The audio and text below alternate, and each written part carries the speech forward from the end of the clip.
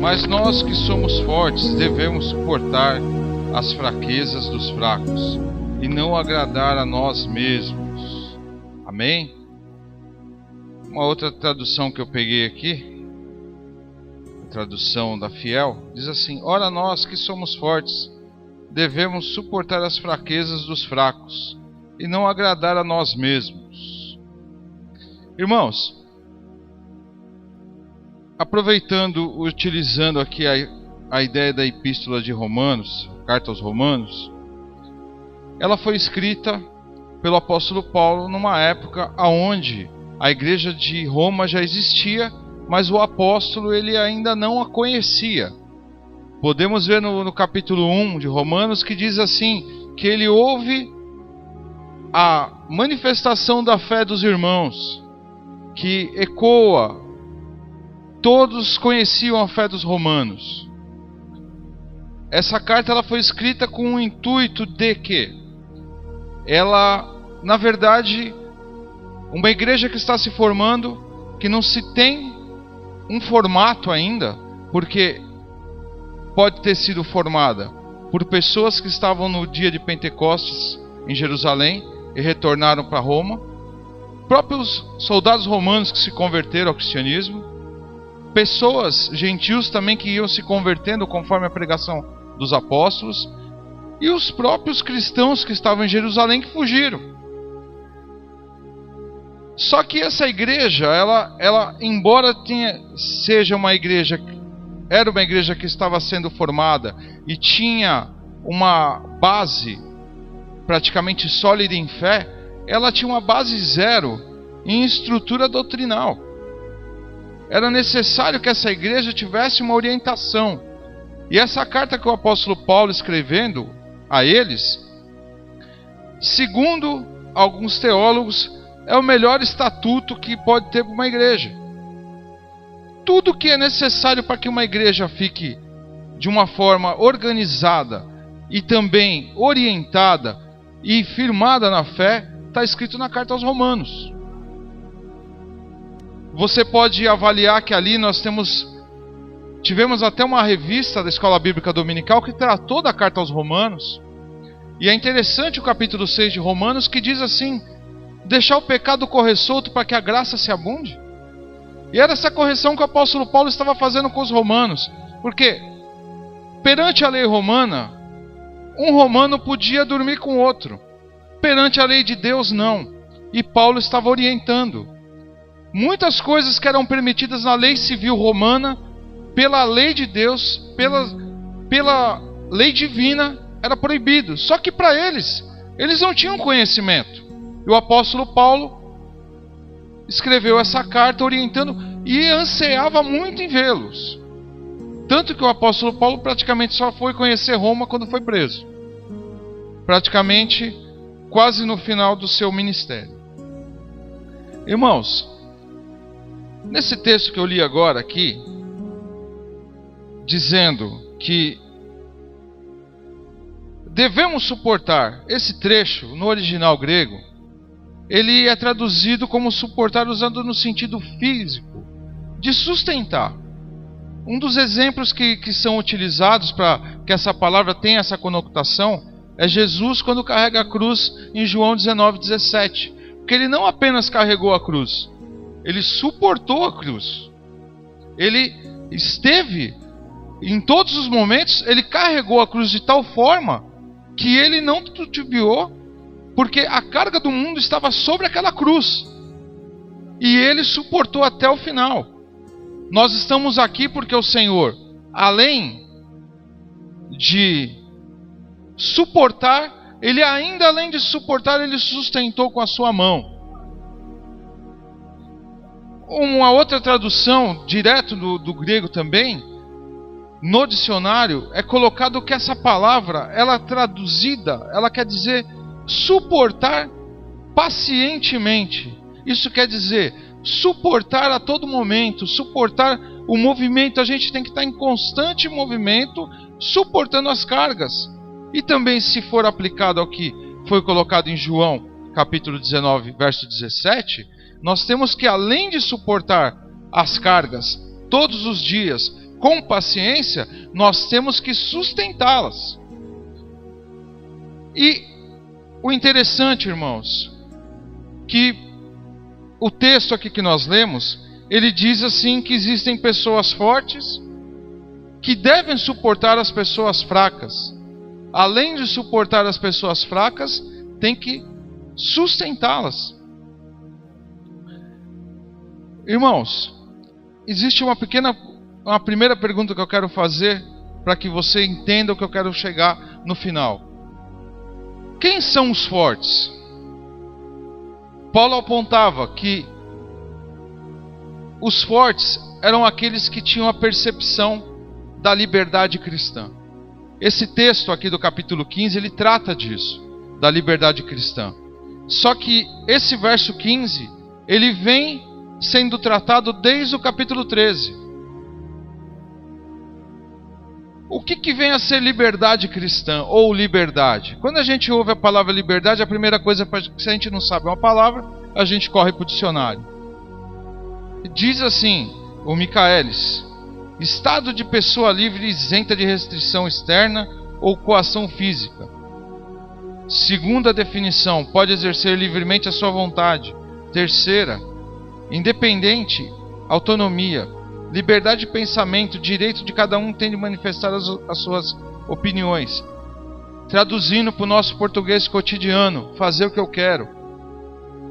Só que o próprio dicionário, ele tem um verbete que é utilizado para pessoas que querem exercer essa liberdade, que é chamada a palavra de libertino, que é desregrado nos costumes, dissoluto, licencioso, lascivo. Libertino é o ato de fazer libidinagem. Irmãos, o que eu quero falar com isso aqui? Hoje no mundo se confunde liberdade. Liberdade não existe sem responsabilidade. Se você quer ser livre, você tem que ser responsável. Se você quiser ter liberdade, você tem que ser responsável.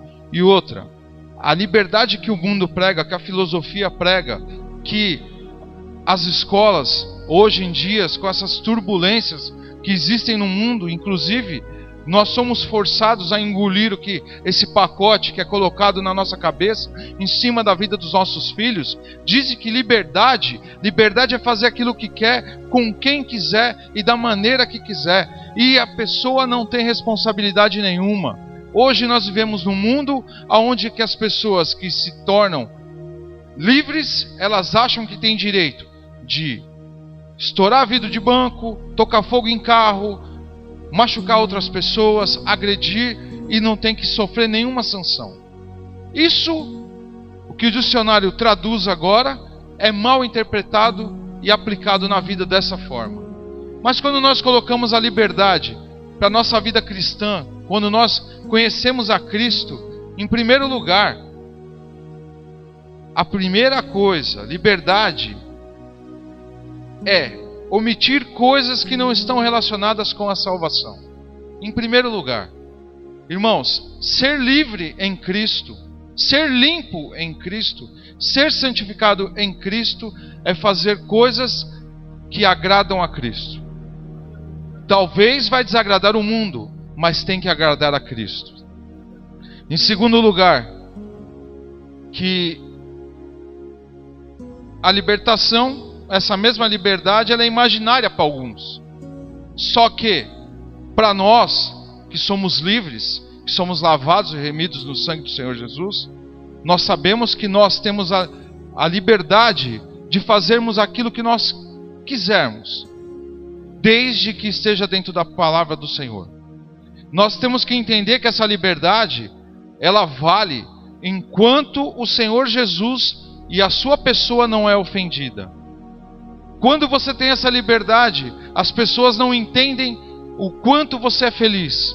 Conheço pessoas que, depois que conseguiram essa liberdade, eles descobriram o motivo da felicidade de alguns. Liberdade consiste em viver como devemos e não como queremos. Como eu falei para vocês, você quer ser livre? É simples. Você quer ser forte? É simples. Creia no Senhor Jesus. Siga os seus mandamentos. Só isso. Irmãos, isso que eu estou falando para você torna uma pessoa forte. Uma pessoa livre, ela é forte. Por quê? O Senhor Jesus se carrega pela sua misericórdia e pela sua graça. Irmãos, pessoa forte não é aquela que usa um verbete e diz assim: o diabo está debaixo dos meus pés. Um dos exemplos que me deram o que é o demônio para o cristão, que eu achei que foi bem colocado, funciona da seguinte forma: é Jesus com um Rottweiler na corrente. Aquele é o diabo. E Jesus está amarrando ele. Ele só vai até onde Jesus mandar.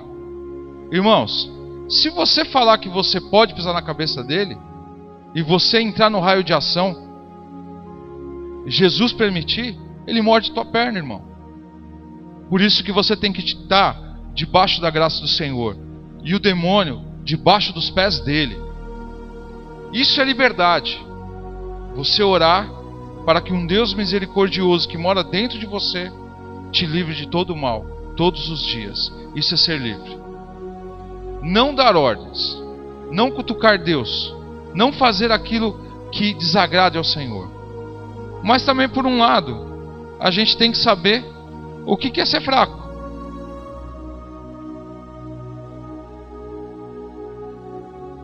Fraco são crentes que não têm convicções firmes para agir com consciência segura.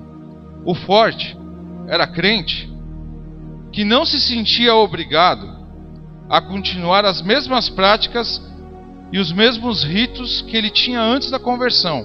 Exemplo: você pega uma pessoa que ela tem, como se diz assim, uma pessoa que ela acredita em tudo. De repente cai uma faca no chão. Ela tinha o hábito de riscar a faca 3 vezes fazendo o sinal da cruz, para que não acontecesse uma briga na casa dela. Aí ela se converte. A faca cai e ela continua riscando o chão. Ela foi lavada e remida no sangue do Senhor? Pode ter sido. Mas ela continua fraca. Porque ela não tem a firmeza que um crente forte, que depositou toda a sua confiança no Senhor, tem. Por quê? Porque essas práticas, elas vão prevalecer na vida dessa pessoa. Essas práticas, elas vão tomar conta da vida dela. Por que hoje nós vemos crentes buscando todo esse comércio gospel que tem aí nas nossas igrejas aqui no Brasil? Por exemplo, igrejas que distribuem um pão, dizendo que Jesus é o pão da vida. Igrejas que distribuem uma rosa para que você coloque a rosa em cima para que ela cubra com perfume a sua casa. A pessoa pode ter conhecido a Cristo? Pode. Mas ela continua sendo influenciada por isso. Ela se torna um crente fraco. Só que, irmãos, existem alguns motivos que dividiam os crentes fortes e os crentes fracos dentro de uma mesma congregação.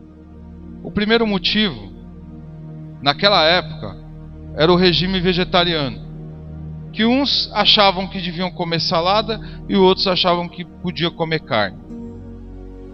E aí você vai lá ver em Romanos 14:2, que diz assim: um crê que pode comer de tudo, mas o que é fraco come legumes. Isso quer dizer o quê? Na dúvida, é melhor a gente optar para aquilo que não machuca os outros. Só que na verdade o que acontece? A pessoa não está fazendo isso para não ofender o outro. Ela está fazendo isso com medo de errar. Segundo lugar, a observância de determinados dias especiais. Está aqui Romanos 14, 5 e 6, que diz assim: um avalia um dia mais do que outro dia, outro avalia todos os dias iguais. Esteja cada um plenamente convencido em sua mente. Quem distingue o dia para o Senhor, o distingue. E quem come para o Senhor come, porque dá graças a Deus. E quem não come para o Senhor, não come e dá graças a Deus. Irmãos, avalie o seguinte. Existe uma prática judaica de guardar certas festas, certos dias. Por exemplo, quando existe a comemoração, uma comemoração, assim, um lamento da primeira derrubada da invasão de Jerusalém. Quando existe a situação que o primeiro buraco no muro da cidade foi feito, eles se reúnem nessa data específica e conclamam um jejum. Quando Jerusalém é arrasada, também se lamenta e se faz um jejum. Algumas datas do ano se conclama um jejum. Em alguns momentos existem algumas festividades. Isso os judeus eu estou falando. Festa das cabanas, festa das luzes e assim sucessivamente. O ano novo e tudo mais. Só o que acontece? A pessoa se converte. E um acha que deve continuar fazendo isso. E o outro acha que não. O que acontece, irmãos? Existe uma divisão. Por quê? Por falta de conhecimento no meio cristão. Deve existir um respeito com as pessoas que têm isso, mas também elas têm que ser orientadas. Outra coisa que era exigida naquela época era as exigências cerimoniais da lei mosaica. Você pode ver lá em Romanos 14, verso 14 e 15, que no final diz assim: não faças perecer pela tua comida aquele quem Cristo morreu. Irmãos, tudo que foi feito antes que o Senhor Jesus viesse era permitido porque estava na lei. Depois que o Senhor veio, nos ensinou, foi levado aos céus e os ensinamentos dos apóstolos vieram até nós, isso aqui não serve mais nada. Essas observações não servem mais nada, mas eram motivos essenciais entre os crentes mais fracos e os crentes mais fortes de briga, de divisão dentro da igreja. E ainda hoje existe, porque um acha que deve cantar um hino assado, o outro cozido, o outro de uma outra forma, e um não concorda com o outro e é momento de divisão. Outra coisa, naquela época a abstinência do vinho, que era uma doutrina em geral que não tinha mais necessidade da pessoa beber socialmente, era somente quando se reuniam para poder fazer a ceia do Senhor. Mas muitos, antes de começar a ceia, já estavam com a barriga cheia e já estavam totalmente embriagados. Irmãos, o que eu quero falar com tudo isso? Que nós temos um dever, e esse verso nos ensina. É um dever que nós, a igreja contemporânea, a igreja do nosso século, e boa parte do século passado, não tem exercido mais. Que é suportar pacientemente a fraqueza dos fracos. Nós temos esse dever. Nós não suportamos mais. Por quê? Porque como nós estamos fortes, nós estamos livres, nós estamos cheios do Espírito Santo, nós não temos mais paciência com aqueles que ainda não estão totalmente cheios, que aqueles ainda que não têm o conhecimento. Nós temos que avaliar isso, irmãos. Porque em primeiro lugar, nós temos que levar em consideração uma coisa, e é o primordial, que nem sempre nós estivemos fortes. Irmãos, ontem nós tivemos um trabalho de rua. Um abençoado ainda virou para mim assim: o que você falou está errado, eu te provo na Bíblia. Eu fiquei quieto ainda.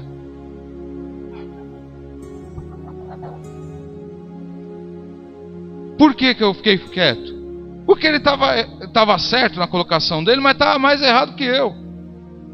Mas como eu estava a semana inteira lendo esse texto, tentando entender, eu tive que botar em prática ontem. Suportar a fraqueza daqueles que estão fracos. Isso acontece muito no nosso meio, principalmente no meio pentecostal, porque as pessoas que adquirem um dom, seja lá qual for, eles se tornam, na verdade, se acham mais fortes do que os demais, só que na verdade eles estão muito mais fracos com aqueles que são coluna. E muitas vezes, para que não haja um choque, as pessoas, nós temos que ceder e interceder. Porque nem as nossas orações mais, nós estamos cedendo para essas pessoas. Nós não estamos nem suportando elas mais em oração. O pastor Edson falou uma coisa interessante hoje na reunião. Eles tomaram uma postura na igreja de Vila Hélida de adotar uma pessoa, pelo qual está desviada dos caminhos do Senhor ou não. E essa pessoa não precisa ser uma pessoa lá de fora. Pode ser uma pessoa de dentro da sua casa. Irmãos, e quantos de nós não temos pessoas dentro das nossas casas, da nossa família, que estão desviadas do caminho do Senhor? Que nós muitas vezes não temos paciência para voltar a explicar o plano da salvação. Como eu ouvi ontem, eu estou sedento, eu preciso ouvir a palavra do Senhor. Não precisava nem trazer comida aqui, porque a comida que nós precisamos é a palavra do Senhor. Meus queridos, nós, muitas vezes que somos fortes, com o passar do tempo, por acharmos que estamos já por cima da cocada preta, nós nos tornamos fracos de novo. E as pessoas estão nos suportando e nós não estamos nem percebendo. Além de suportar, as pessoas ainda nos sustentam. Segundo lugar, irmãos, nós temos o dever de suportar pacientemente a fraqueza dos fracos, porque nos tornamos livres, e a partir de nos tornarmos livres, nós somos fortes. Irmãos, a partir do momento que você conhece ao Senhor, que você tem uma liberdade cristã, que você entende que você não precisa mais de pãozinho, de guardar as datas judaicas, judaizar a igreja, achar que as práticas judaicas são as corretas. Quando você se liberta de tudo isso, que você volta para o evangelho genuíno, que é simples e prático, aonde João Batista pregava: arrependei-vos, e ponto final.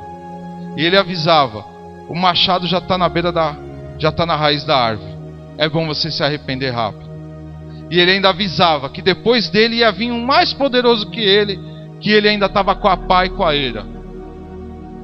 E toda árvore que não daria fruto, ele ia cortar e ia tocar fogo. Irmãos, nós temos que ter a noção de que ser livre é ser forte. Quanto mais fraco nós estamos na presença do Senhor, mais forte nós somos. Quando nós precisamos do Senhor, aí sim nós somos fortes. Irmãos, guarde isso. Nós temos que estar diante do Senhor todos os dias da nossa vida. Nós temos que colocar nas mãos do Senhor os nossos problemas. Nós temos que estar diante dele e saber que ele é o único. Ele é o único que pode interceder diretamente com o Pai e resolver os nossos problemas, e que nós possamos também apresentar às pessoas que muitas vezes para nós é uma pedra de tropeço, mas para o Senhor lá na frente pode ser um vaso valoroso. Terceiro lugar, irmãos, nós temos a obrigação, o dever de suportar pacientemente a fraqueza dos fracos, para deixarmos de ser escravos e passarmos a ser servos de Jesus para servir os mais fracos. Nós esquecemos que quando nós nos convertemos, que o Senhor nos torna fortes, nós deixamos de ser escravo do diabo. Que a palavra servo na Bíblia, no original, tanto no grego quanto no hebraico, ela quer dizer escravo. E você era escravo de Satanás. Você passa a ser escravo de Jesus. Mas Jesus, pela sua eterna misericórdia, nos deixa de chamar mais de servos, de escravos. Ele agora nos chama de amigos. Só que ele nos dá uma obrigação, nos dá uma missão, que nós devemos servir aqueles que são mais fracos. Nós devemos estar diante dele todos os dias, interceder pelos mais fracos e servir. Nós temos que servir, nós fomos chamados para servir. O próprio Senhor Jesus diz que o Filho do Homem não veio para ser servido. Irmãos, se o próprio Jesus não veio para nos servir,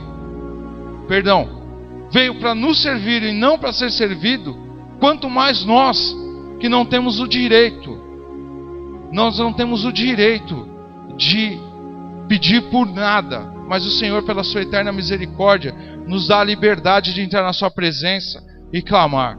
Irmãos, nós temos a obrigação de clamar por aqueles que estão mais fracos, aqueles que precisam de nós. Nós temos que servir.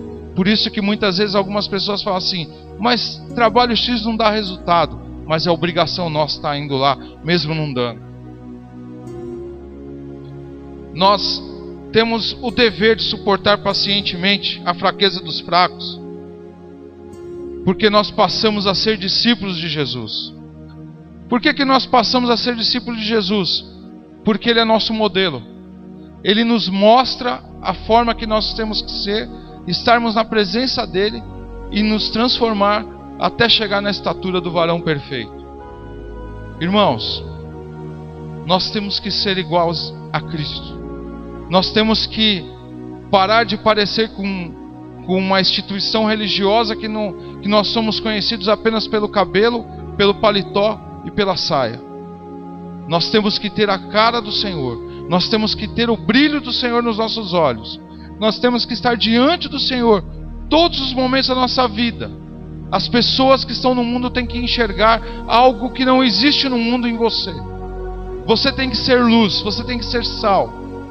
Irmãos, pessoas muitas vezes são reconhecidas no meio de multidões, porque o Senhor mostra quem ela é. Você, muitas vezes, pode estar envolvido no meio de uma multidão, mas o Senhor usa aquele que muitas vezes não é utilizado no nosso meio para levar para você aquilo que o Senhor quer que você faz. Sabe aqueles loucos que ficam no meio da rua pregando, falando um monte de coisa sozinho? Com a Bíblia batendo no peito? Eu no início da minha conversão eu dava risada daquilo ali. Até que um belo dia eu estou passando no viaduto Santa Ifigênia e tinha um desses aí. Ele virou para mim e falou assim: olha aqui, rapaz. E me deu o raio-x. É aquele que você não valoriza, que o Senhor valoriza, que o Senhor usa, que está à disposição dele. E você tem que ser como esse homem. Eu também tenho que ser.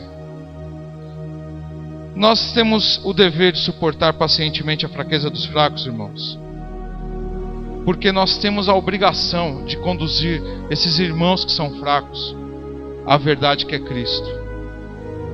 Eles têm que conhecer Cristo, porque muitas vezes, irmãos, nós conhecemos, e essas pessoas anseiam em conhecer, mas nós não temos, como que eu posso dizer para vocês assim, nós não temos, nós deveríamos ter a obrigação de apresentar Jesus Cristo para essas pessoas, e nós somos pessoas egoístas, que guardamos o Senhor só para nós. Só que nós estamos nos tornando pior do que esses que estão fracos. Que a gente começa, em vez de crescer na fé, a gente volta a diminuir.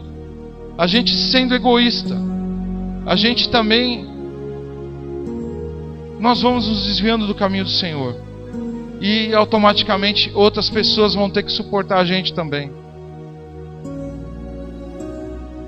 Devemos suportar pacientemente a fraqueza dos fracos, irmãos, porque o Senhor nos suportou e ainda nos suporta e nos sustenta.